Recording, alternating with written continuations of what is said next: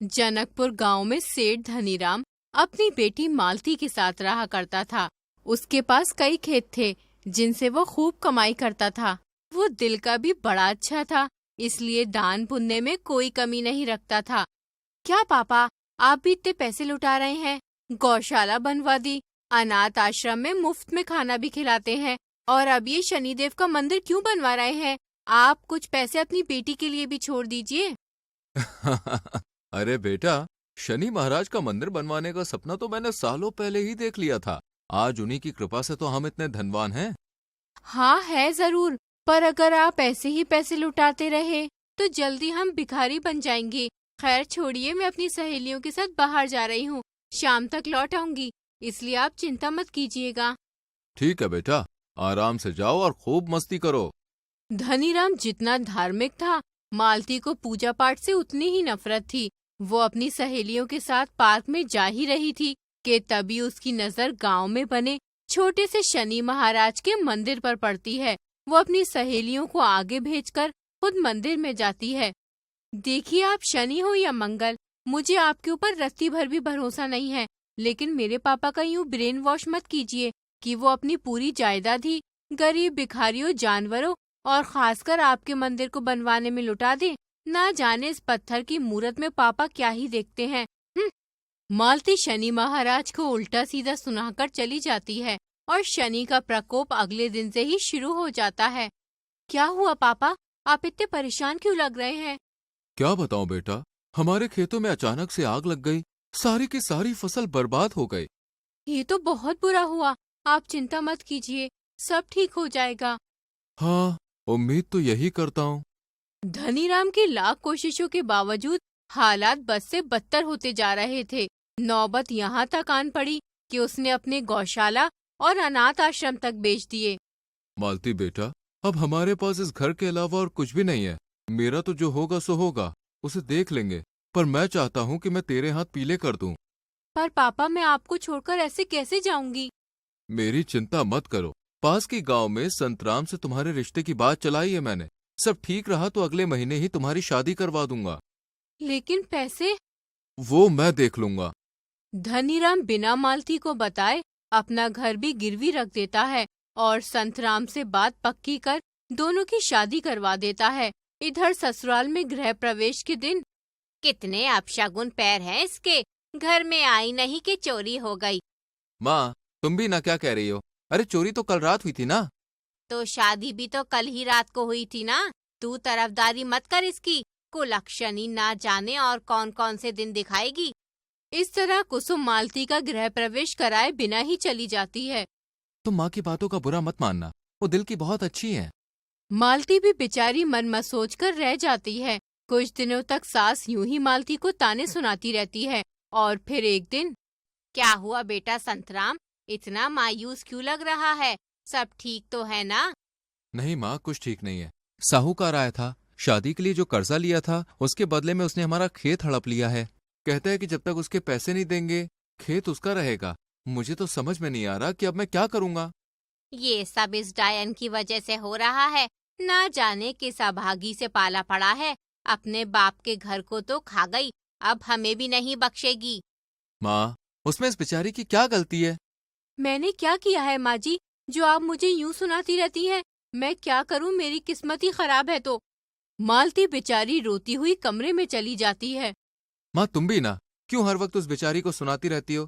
मैं मजदूरी कर लूंगा, तुम चिंता मत करो, सब ठीक हो जाएगा। एक रोज मालती बाहर आंगन में थी कि तभी पड़ोस की फूलमती ताई आ जाती हैं। अरे मालती बेटी, कैसी हो? बड़े दिन बाद दिखी हो, बाहर निकला करो, सबसे बातें किया करो। क्या करूं ताई, काम से फुर्सत ही नहीं मिलती। क्या हुआ, तेरा चेहरा बहुत उतरा हुआ लग रहा है। मालती से रहा नहीं जाता और वो फूलमती को पूरी बात बता देती है। बेटा, जिस तरह से तूने बताया है उससे तो मुझे लगता है जरूर तुझ पर शनि भारी है, क्योंकि जिस पर शनि महाराज की साढ़े सती और ढैया चलने लगे उसका हाल बिल्कुल तुम्हारे जैसा ही होता है। लेकिन मैं तो कभी पूजा पाठ भी नहीं करती, फिर मुझसे ऐसी गलती कैसे हो सकती है? जरूरी नहीं पूजा पाठ के दौरान ही कोई गलती हो सकता है तुमने कभी अनजाने में शनि महाराज को कुछ बुरा भला कहा हो, इसलिए वो तुमसे नाराज हो। मालती को तुरंत वो बात याद आ जाती है जब उसने मंदिर में शनि महाराज को भला बुरा कहा था। आप सही कह रही हैं फूलमती ताई, मैंने उस दिन मंदिर में शनिदेव को बहुत कुछ कहा था और तभी से पिताजी का कारोबार ठप पड़ गया और यहाँ ससुराल में जब से मैं आई हूँ सब खराब ही हो रहा है। पर अब मैं क्या करूँ ताई?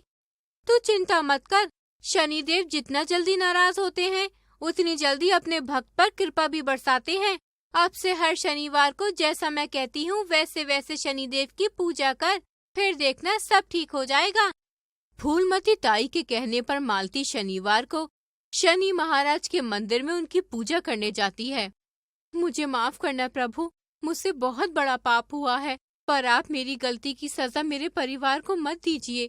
मेरे पति, मेरे पिता सब बहुत परेशान हैं। अब से मैं पूरे श्रद्धा भाव से आपकी पूजा करूंगी, बस आप अपनी कृपा बरसा दीजिए। मालती अब हर शनिवार को शनिदेव के मंदिर में पूजा पाठ करने के लिए जाती है। वो पूरे भक्ति भाव से शनिदेव की पूजा करने लगती है। ये इसने अब नया शुरू किया है, पहले तो हमारे घर को बर्बाद करने पर तुली थी, अब शनिदेव की 7.5 भी शुरू करवाना चाहती है। अरे कुछ नहीं कर पाएंगे तेरे शनिदेव, तू है ही पनौती। माँ जी, मुझे शनिदेव पर पूरा भरोसा है, बस आप उनके बारे में ऐसा मत बोलिए। मैं तो भुगत चुकी हूँ, कहीं आपको भी कुछ बुरा न देखना पड़ जाए। आप शनिदेव से माफी मांग लीजिए। अरे जा बड़ी आई, अरे तेरे कदम इस घर में पड़े हैं, इससे ज्यादा बुरा कुछ हो सकता है क्या? और वैसे भी इतने महीने हो गए तुझे उनकी पूजा करते हुए, क्या दिया है तेरे शनिदेव ने?